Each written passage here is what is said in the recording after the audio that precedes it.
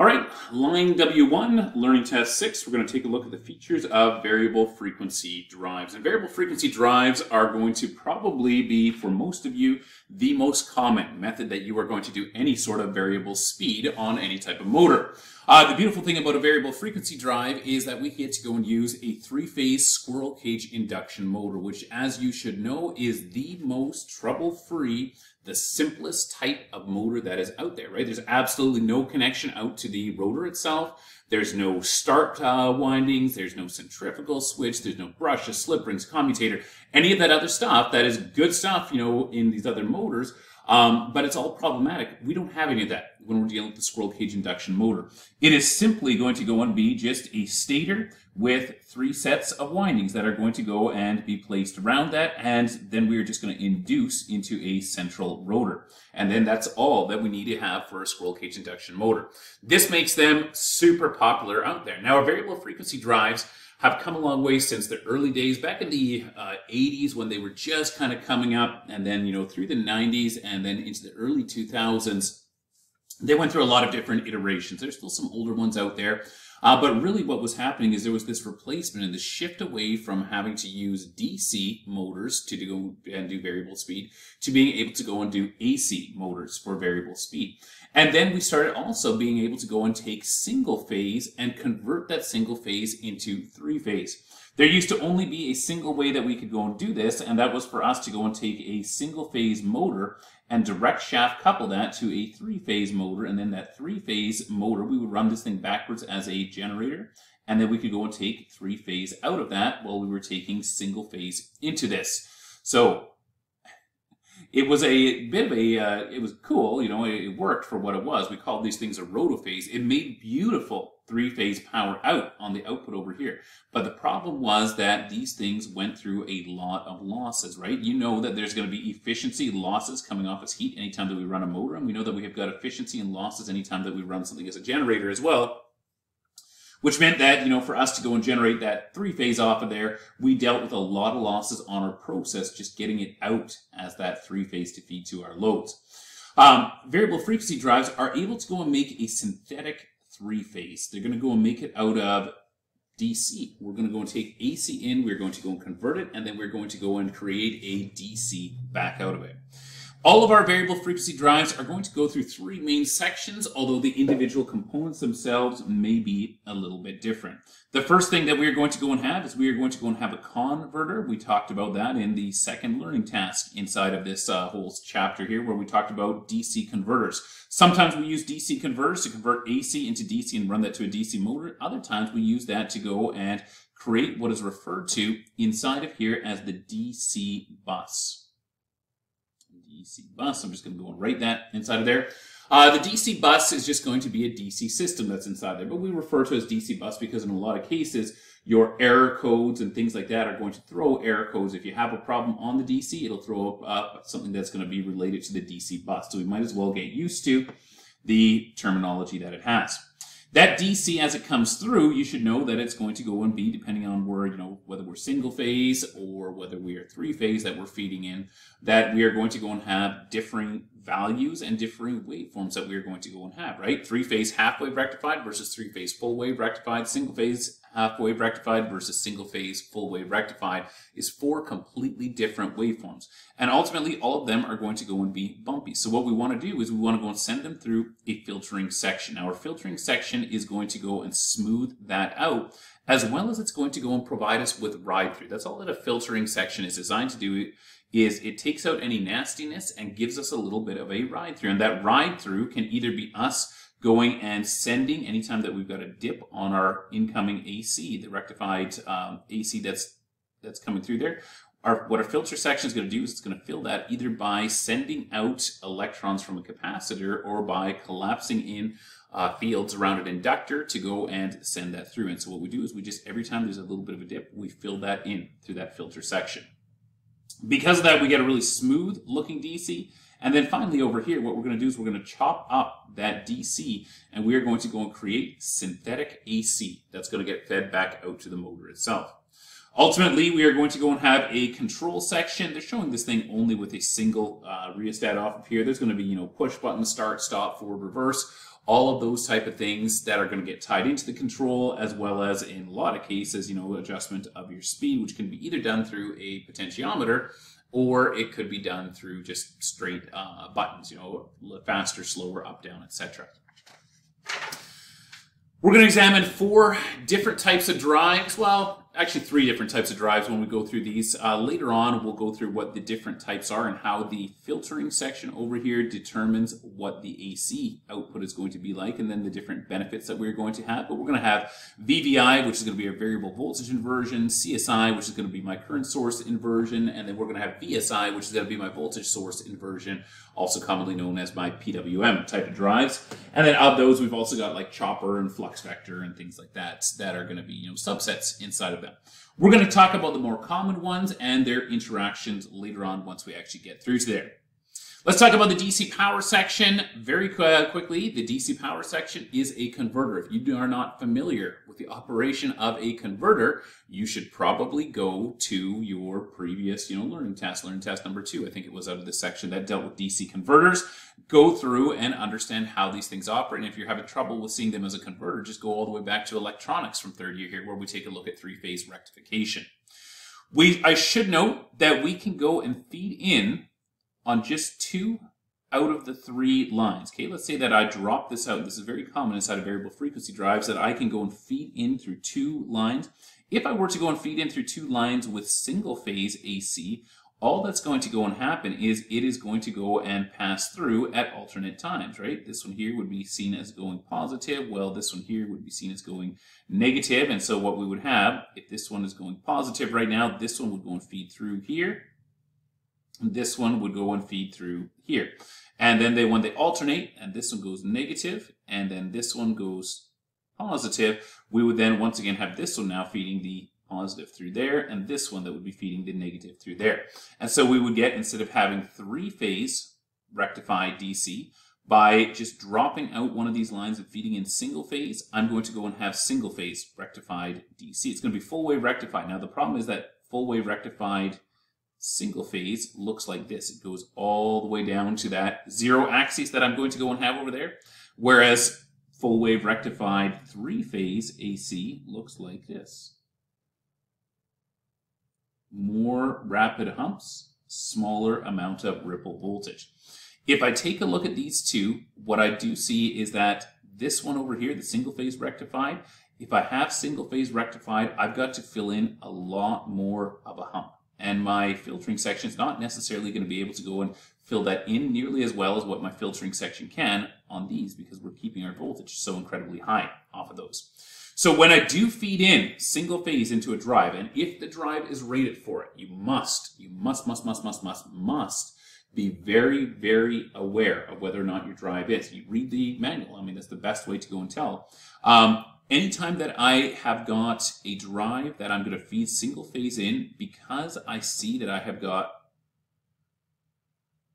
a smaller average amount of voltage, actually my average amount of voltage would be up here, but my DC bus is going to get charged to a smaller amount of voltage, I'm going to have a smaller amount of power that I can go and put out. So when feeding in single phase out of a drive compared with 3-phase out of a drive, what I want to do is I want to go and derate down so that I'm not going to be over driving, or not taking too much power through those DC caps that they have to go and filter out that huge dip that we have inside of it. The conversion factor, as a rule of thumb, is actually a direct root 3 relationship that we use when we're sizing drives if we're going to have a single phase input to a 3-phase output. For example, if I've got a 3-phase, let's say that I've got a 3-phase drive that's rated for 10 horsepower, that tells me that I could drive a 10 horsepower motor off of that. If I feed 3-phase in, I can go and feed out 10 horsepower 3-phase out of this thing. Perfect, that works for us. If I feed in single phase instead, so I'm going to go and scratch this one, what I have to do is I have to go and derate my horsepower rating, or the amount that I can go and feed through this drive. So what I would have to do is I would go and take that 10 horsepower and I divide it by root 3, 1.732. 2, which is going to go get me to, that drive under single phase is only good for 5.77 horsepower, which would mean that, well, it's going to be insufficient for me to go and drive that. So I would want to go and look for a larger drive. If I'm going to feed in single phase, I'm going to have a larger drive so that my DC bus is able to carry through. So I'm going to go and take we'll take whatever we have for output. If I need to drive 10 horsepower over here, I'll just take my output but desired, and I'm going to multiply that by √3, and that's going to become my minimum size of drive that I would need. In this case, I see that this thing is going to be 17.3 horsepower. You're not going to buy a 17.3 horsepower. You're going to move to the next available size, which is going to be 20 horsepower. It is actually a √3 relationship for the power on these, but manufacturers, representatives, wholesalers, they all just say double it, because generally speaking, when you do that √3, then you're going to come out to a calculation and you're going to have to round up anyways off of these ones. So for me to go and run single phase in to drive 10 horsepower, 3-phase back out of that thing, I would need to go and use a 20 horsepower drive for that. It is possible, it is doable, it is so nice to be able to go and do that as well, to be able to run those 3-phase motors when you have got that single-phase system, but it does result in us having to go and derate that drive a fair bit. Going back to this converter over here, just two main types of converters. One of these is going to go and be a semi-converter. That's going to be this first one that we have over here. The other one's going to be a full converter. That's going to be the second one over here. And not all of these are going to go and use SCR. Some of them are just going to go and use diodes, and we're just going to go and we're going to rectify the full 3-phase. Using the diodes over here, I would be able to go and change the amount that I'm going to go and rectify. Basically, it would allow me to go and vary the value of voltage that I'm going to have coming out of here between any sort of levels that I want. We'll use that inside of some of our older drives. More modern drives, we just rectify the crap out of everything when we take it inside, and then we filter it, and then we chop it up to go and feed it back out. It's fewer control components that we need to go and put into there. The filter section that we have inside of here is going to be built up of inductors or capacitors. It's going to be like an LC or a CL or an H type of filter. What we're going to have is we're usually going to have one component that is going to go and be in series, and then we are going to go and have another component that is going to go and be in parallel across here. This is second year electronics that you would have covered some filtering. The relationship between whether I'm going to have the parallel unit before the series or whether I'm going to go and have the parallel unit after the series, all of that type of stuff is going to make a difference to the type of filtering that you're going to go and have. Hopefully you're still familiar with some of this stuff. I have no idea whether you are or not, but that's always the hope, is that you remember stuff from previous years. We'll talk about the filters that we're using inside of here when we get into our actual drive types. The AC power section is going to be composed of an H bridge. It's going to go and be a rectifier section that we are going to go and call it, an inverter section that we are going to go and call it, because we are taking it from AC, we are then passing it into DC, and then we're going to invert it or chop it up and make AC back on the other side. We'll cover those ones in depth in Learning 7. For now, Learning Task 7, for now, you just need to know that those exist. Control section is going to be a big part of what happens inside of here. Control sections themselves are going to go and be looking at a closed loop type of feedback. In other words, we are going to go and be taking continuous measurements of what's going out over here. There's going to be CTs and there's going to be PTs that are going to be on each line. Not the ones that we see, but we're going to be measuring current and voltage inside of the drive. And then we're going to be feeding that back in and continuously comparing that against the values that we have looked for. And then it's going to generate an error. Once again, error is not necessarily bad when it comes to electrical components. Error just means difference. And it'll say, well, our difference tells us we should be speeding up, or difference tells us we should be, slowing down in order to maintain this based upon the torque load that we have, etc. The other thing that it is going to do is it's going to go and vary a lot of our outputs, the amount of volts compared to the amount of frequency that we are going to go and have out. And this is super critical to us that we maintain VF. VF, or a constant VF, is going to go and allow us to maintain constant amount of torque that we are going to go and have throughout the operation of our motor. Now over here, we're stopping this motor at 60 Hertz because in a lot of cases, we're going to use that VFD to go and run anywhere between 0 to 60 hertz. It's going to be the typical range, which allows us to run then, therefore, from 0 all the way up to our full RPM, the rated RPM of that motor itself. When we're doing that, we are still going to have to go and keep our torque formula in mind. Torque is equal to K phi IR and then cosine of theta, or of our phase angle that we are going to go and have. We need to go and check these values continuously. If we want to go and maintain torque, we need to go and keep these things in balance, because otherwise if we allow them to get out of balance, our torque values themselves are going to go and change. So if we want to go and maintain torque, we need to go and maintain this. This is going to be my flux of my rotor, and this, which is going to be the amount of current that I'm going to go and generate inside of my rotor. Flux of the stator off of this one. So this one here, the flux of the stator, is very much going to be controlled by my volts that I'm going to go and place out of it, right? Because we've got that actual set of windings that are directly connected to it. So the amount of volts that I go and place across each of those individual windings, the amount of volts is going to go and determine the amount of current that is going to go through it. And the amount of current is going to be my ampere turns, which determines my amount of flux that I'm going to have. So my stator is going to be very much controlled by the volts that I'm going to go and have. The rotor is very much going to be controlled by my frequency, because if I take a look at my rotor, the amount of rotor current that I'm going to go and have is going to be based upon the amount of generated voltage that I have inside there. EG is equal to K phi N, right? And N is going to be very much based upon my frequency, how quickly we're going to be lapping that field inside there. We could also go and use the other EG is equal to BLV that we are going to go and have, which would once again be the velocity. Basically, the lower the frequency, the lower the amount of generated voltage, and the lower the amount of rotor current that we are going to go and see off of this. Conversely, if I increase my frequency, I'm going to go and see a higher amount of rotor current. I'm going to generate more voltage, generate more current flow. That's going to be inside of there. So both of these are going to be off of different things that it's going to be affecting. When the volts go down, I have to drop my frequency at the same time so that I maintain a constant torque that I'm going to go and have off of this motor itself.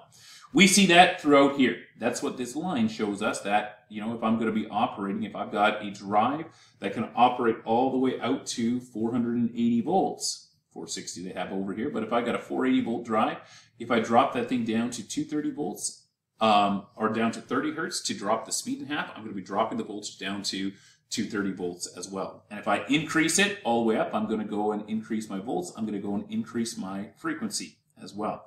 Sometimes at very, very low frequencies, we do have to give a little bit of a voltage boost, just because otherwise we do not generate a strong enough field for us to be able to generate a strong enough rotor current as well. This is just going to be called voltage compensation in a lot of drives that we're going to go and have. There is something critical we also need to examine with this, the fact that I can go and, since it's synthetic AC, you know, the sky's the limit. I can chop up and fire that thing out at faster than 60 hertz. So if I fire it out at faster than 60 hertz, my RPM can go higher as I go through here. But the problem is that my voltage will not be able to go and increase, because my voltage is going to be topped out based upon the drive rating. If I had a 480 volt drive over here, when I hit this point, I'm going to bring it up to full voltage when I'm at full rated frequency of that motor. But then when I go past that, if I decide I'm going to take this thing all the way up to 90 hertz over here, what I'm going to see is that I do not maintain a VF ratio. My VF ratio should be up here, but you can't create more voltage than what you're supplying that drive with, which means that as I hit the top of this, I'm now going to go and decrease my amount of torque if I go into an overspeed. So if you go above rated frequency from 60 through to 90 hertz over here, I'm going to go and see decrease in the amount of torque. Faster operation, which can be really, really good, but less amount of torque that I'm going to have out. Sometimes we'll use this just as like final cleanouts for motors and stuff like that. You know, that when you're going into a shutdown, you're going to go and pump for, I don't know, another, 3 minutes or whatever. And then the very last bit, you're just going to overspeed that, bring it up really quickly so that you can go and get rid of any last, stuff that's going to be on there. And it's going to be lightly loaded because you would have already gotten rid of the bulk of whatever it is that you're moving with that motor. Other times we'll actually just operate them in higher than, higher than rated frequency, but you just have to be cognizant of that loss of torque. And it's all to do with this VF, because we cannot increase the voltage. The three types of drives that we're going to cover then in a little bit, oops, sorry, no, I'm not going to go into that one, are going to be my VVI. We're not going to cover that one in depth because the VVI is obsolete. We do have the CSI, which is the current source inversion, and then we have got the VSI, which is the voltage source inversion, which is sometimes known as a PWM drive. VSI, or voltage source inversion, will use PWM as its operation type. We sometimes have these also referred to as a flux vector drive. Flux vector is going to be a complicated way where we actually have to just analyze everything using vectors to go and maintain a consistent amount of flux all the way through. They're great drives. They're also great in that they do all the analysis. We don't have to analyze all those vectors. We do have also a chopper drive, which is a modified form of VVI, but like we said before, the VVI is at this point obsolete, so we're not going to bother looking at the subsets of it other than to briefly go over it inside of Learning Task 7. Sizes and ratings are going to be very much based upon the size of the semiconductors that I'm going to be able to utilize inside here. Semiconductors themselves are going to usually be limited by the amount of current that they can go and pass through, both the amount of amps that I'm going to have to pass through here to charge up my DC bus, as well as the amount of amps that I'm going to have to chop up out here to go and fire off to my motor itself. For my large motors, I'm going to go and use, different types than what I'm going to have for smallers. Transistor inversion is where I'm going to go and have forms of transistors, IGBTs, they can even be BJTs, but it's going to be different types of transistors that are going to be used for frequencies that will go all the way up to 400 hertz. That's about top of the line frequency, or, the amount that I'm able to go and switch those things back and forth. And I can go up to about 100 horsepower, depends upon what it's going to go and be. Past that, I got to go to a larger type of inverter that's going to go and use a heavier duty type of SCR. We referred to this once, I don't know, a while back there, but it was called our GTO, or gate turn off SCR, where we've actually got a fourth lead to the SCR that allows us to shut the thing off without necessarily having to have the loss of holding currents that we're going to have. Because they are dealing with the GTOs and with an SCR, SCRs have got a much lower frequency range that they can operate above, so we will not be able to go and overspeed those ones. Anything that was running off the GTOs is going to be limited to, your 60 hertz range that we are going to go and have. Mounting and wiring of these things. Mounting and wiring, once again, super critical. Temperature, temperature, temperature, and airflow, airflow, airflow. Don't just shove them inside of a box. Just because stuff is wet around there doesn't mean that you're going to stick it inside of a small little, sealed box, because it still needs to be able to go and breathe. You got to take all of that stuff into consideration. Make sure that you're following the size. The manufacturer's got recommendations on the cabinet size. It's not that they want to screw you by making you buy a massive cabinet. It's that they don't want their drive to go and cook off. Now, most of the drives have thermal overload protection, which is just going to shut the drive off. But the customer gets, really annoyed about that if the drive keeps shutting off every once in a while because it's overheating. Just make sure that you follow what it has for mounting, so it's vertical, so we can push air through, that it's going to be clean, that nobody's going to be blocking, that you've got that airflow once again. Operator stations are sometimes going to be mounted remote from these. We have got very common control schematics where we can either go and run out low voltage wires, and we can then have, remote mounted start stops and forward, reverse, and sticking potentiometers for voltage feedback, all of that stuff that we can do. Other times, we're going to go and have actual Ethernet cables, Cat5e, that we can just run out to one of these, and it's just going to have an Ethernet plug-in, and it's going to have all the controls, because it's just going to be talking, in serial back and forth to the control section itself. The motor that you're going to go and mount on here is also going to be a specialized type. You must use inverter duty motors, and inverter duty motors look the same as a regular three-phase motor, with the exception of when you go down into the windings themselves. The windings themselves are going to be much better braced, meaning like the way that they're wrapped, they're tied down, because we have got this rapidly moving back and forth magnetic field. We're going to be seeing a lot of square waves that are going to be applied to these things. They're also going to go and be a little bit oversized in the windings because the higher frequency results in more skin effect that we are going to go and have inside of these. They're going to have a thicker amount of insulation on them as well because we get this thing called reflected wave where we can, at certain frequencies and certain lengths, you can go and hit, you know, this kind of resonance that you're going to go and have where that wave that's getting sent out actually bounces back the opposite way. If you think about yourself, I don't know, sitting in a bathtub or something like that, you can go and push with your hands. You can push a wave and that wave will go and run to this end over here and then it's going to bounce back and it's going to come back across the surface. And if you were to time it right, you could push out another wave at the, you know, exact same time every time, and what you'd have is the wave that bounces back would meet this other wave that's moving out, and then you would go and get a double height wave. That's what happens inside of our windings. It's a, you know, cheesy analogy, but that is what's happening inside of our windings that is causing us to go and have reflected wave phenomena, which really just means that there's going to be specific points inside the winding, not all throughout the winding, but here, there, you know, a couple different places. There's just these points that have an extremely high amount of stress, and it changes based upon the frequency that that motor operates, but it gets a really high amount of voltage stress, and it can therefore go and puncture.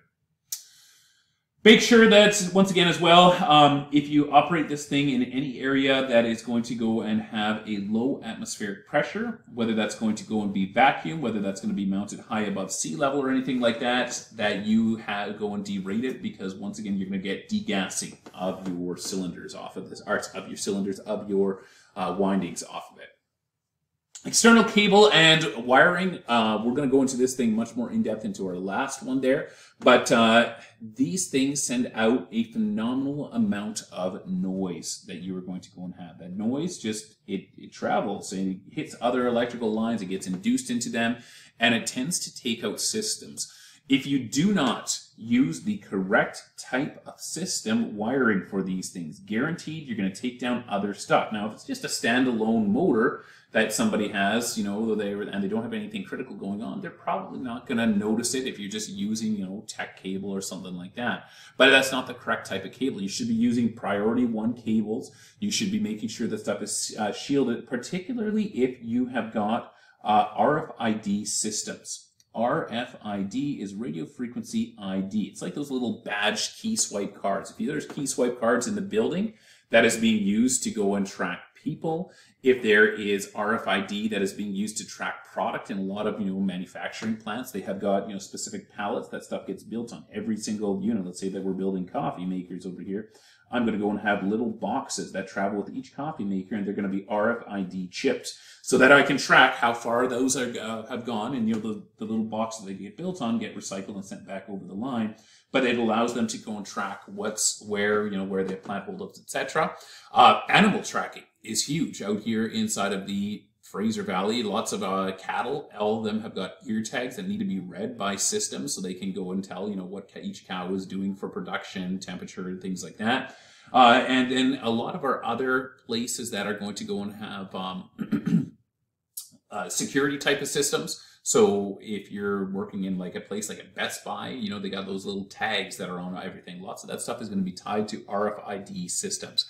Anything like that, and they're so prevalent and they're so cheap. I've got an RFID system that I've put onto my cat door, for Pete's sake, just because it's so cheap and easy to go and do so. But you can go and take those RFID systems out, just absolutely nuke them by accident if you don't have correct shielding on your cables. So we'll talk about that one later on. I do want to talk, though, right now, just really briefly about shielding and what the purpose of shielding is. I have talked a little bit about it before, but it is so critical that the shielding is done correctly. This is what we've got inside of a low voltage cable. We're going to say that this is a low voltage cable that's going to the speed adjust over here. Inside of this cable, there's going to be one more conductor. Okay, so we've got our red, our black, and our white cable that are going out to this analog signal that I've got over here. Okay, this is common, 3-wire, you know, LVT type of wire, or 18.2, 18.3, shielded 18.4. There's all these different variations we can get. That's going to be my actual insulated conductors. Then what I'm also going to go and have inside of there is I'm going to go and have a shield and a drain wire. Now the shield is going to be an overall plastic that goes over top of this thing. And that plastic is going to be flashed over with aluminum, so it's a shiny aluminum tube that's super flexible that goes over top of this. And then on the outside of that tube, I'm going to go and have another wire that is going to be called the drain wire. And the drain wire is going to be a bare conductor that's going to go and run along the outside of the tube, so it's continuously picking that tube up. The tube is not designed to carry any sort of current. What you must do is you have to go and ground the shield and then isolate it at the other end. Here's what it's going to go and do. We're going to take the shield over to this end. At my control section, I'm going to go and have the drain wire, and I'm going to go and run that drain wire over to my ground lug that I have at my controls. And I'm going to do that for everything. If I've got multiple different cables going to multiple different control sections, I'm going to ground all of them over there. At the other end, I'm going to go and take this shield. I'm going to snip the shield wire, or the shield itself, the plastic that's flashed back. Then I'm going to take the drain wire and I'm going to wrap the drain wire a couple of times around here. Don't just cut it off short, just in case you need to change the location of the draining. If you're tracking down something that's really, really tricky, sometimes these things have to happen. So if you cut it off short, you're screwed. What you do instead is you're going to take that, you're going to wrap it around the outside just a couple of times, and then over top of that, you are going to tape till I see no more bare shield or bare conductor. And what that does is that guarantees me that the drain is going to go all the way back out to here. That is going to go and take care of my actual conductors. Now, some of you are saying, but what about, don't I use that thing as a ground? You don't. That is the drain wire that is on the outside. If you do have a location over here, for whatever reason, this thing is built inside of a box that has got nothing else, and you need to provide a bond to that box, you will provide a bond to the box by running a 4-conductor cable that will have an insulated green conductor that'll be going inside there. That insulated green is going to go all the way back and tie in to my ground lug over there, and it's going to go and tie in over here. But it does not make contact with the shield that is going to be isolated at this end, and the shield that is going to be bonded down at this end. It makes contact over there. How does the shield itself actually operate? Well, it's a form of Faraday caging. I'm just going to grab all of this here. Go. Dang it.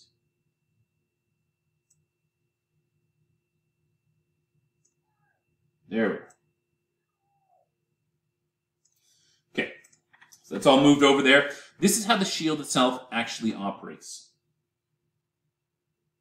I'm going to place the shield around my conductors over here, and we can either look at external fields, magnetic fields that are being induced, or internal magnetic fields. It's going to filter, it's going to prevent me from passing crap out of the inside, it's going to prevent me from passing crap in from the outside on these.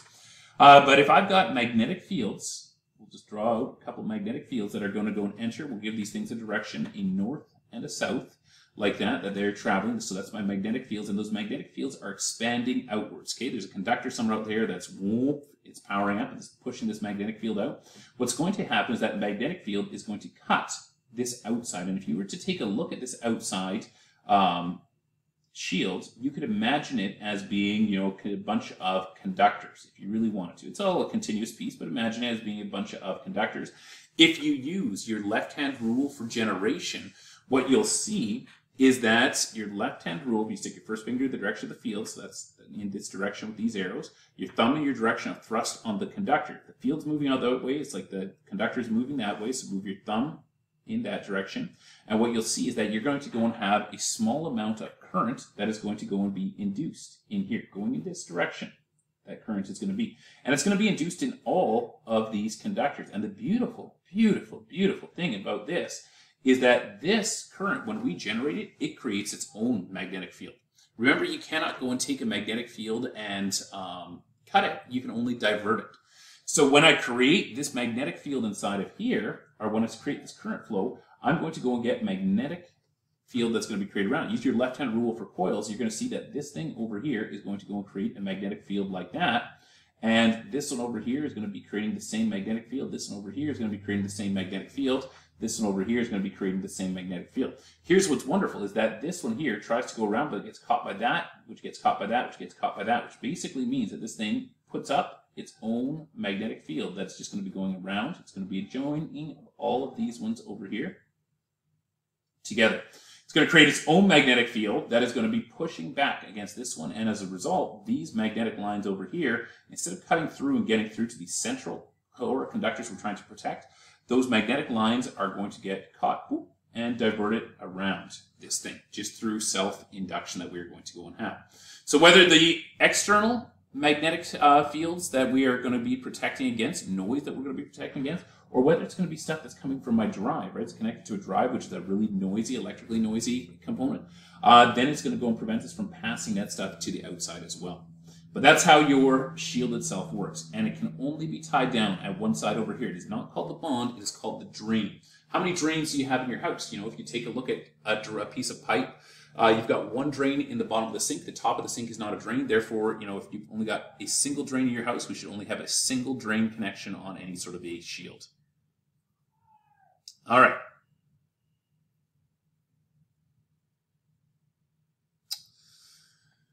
That's cable and wiring. We'll talk about the types later on. Startup and adjustment, same deal with startup and adjustment as always. You're going to go and check that you got proper incoming voltage, and then you're going to check that your motor is free to go and rotate. You're going to make sure everything is wired according to the plan before you power the thing on. And then the first thing that you need to do is you need to turn this thing on. And the big reason you need to do to turn this thing on is you got to let these caps charge up. You got to let this thing go and stabilize. Do not turn it on and instantly go into operation with a variable frequency drive. It's very bad for it because it takes a little bit for the capacitors to charge all the way up and stabilize. They're huge. These are like soda can size capacitors in the back of some of these. Some of these are, you know, the size of ice cream buckets. They're massive, massive capacitors, and it takes them a while because they're going to be charging through a resistance. We can't just put that size of a cap directly across the line. We need to run it in slowly. So it is going to go and have a minimum amount of time that you have to go and charge. It's going to be in your manufacturer specs for how long you should apply power before you start trying to go and operate that, but it's so critical. Power it up and wait. Don't touch the buttons. Don't get all screwy on that type of stuff. Once you have gotten it powered up, the next thing you're going to do is you are going to go and program it. You are going to go to the motor, you're going to read that nameplate, and then you're going to put all of that information in, because all of that information is going to allow the overloads and everything else that is associated with it to go and operate. It's so critical that if the drive knows what it is, because otherwise it's going to be labeled to the max. Remember that, you know, example we showed of a single phase motor, where our single phase supply that we were running off of a 3-phase, where we had to use a 20 horse. That drive is going to default from the factory, be set for its 20 horsepower rating, even though we're using it to run a 10 horse. So we would have to drop it all the way down so that it can then follow that. Design class in some cases is going to be asked to be input as well. But program. And it's not that hard. You just follow through the steps inside of there. Once you've got that thing programmed, then you are going to go and start the motor up. Start it up at a low speed, bring that thing up to speed slowly. You can usually go and set the front screen up so that it's going to go and display amperage, and you can monitor the amperage at the same time as you're monitoring the frequency that you're going to go and have. As far as troubleshooting these things, they're relatively straightforward because they troubleshoot themselves in a lot of cases. They're going to tell you when they went down on an overload. They're going to tell you when they went down on too much heat. If it's too much heat, check the surroundings, make sure the heat sinks are clean, there's airflow, etc. If it went down on an overload, check the motor, what's going on out there. Run this thing under, you know, supervisory, where you can go and see the amount of current that you have, etc. If the motor doesn't start, a couple of things that they have on here. Incorrect wiring, no output terminal, locked rotor, a bunch of all of that stuff. That's easy enough to go and deal with. The other one is sometimes that you are operating this thing outside of its proper amount of frequency. Remember that you lose that torque when you go into higher than rated amounts of frequency that you're going to have. For the rest of these, they're pretty straightforward and should be, you know, no problem for you to go and analyze. All right, read through that chart. Refer back to your diagram. And we're going to head into learning task number 7. That is going to go and deal with all of the operation of our inverters.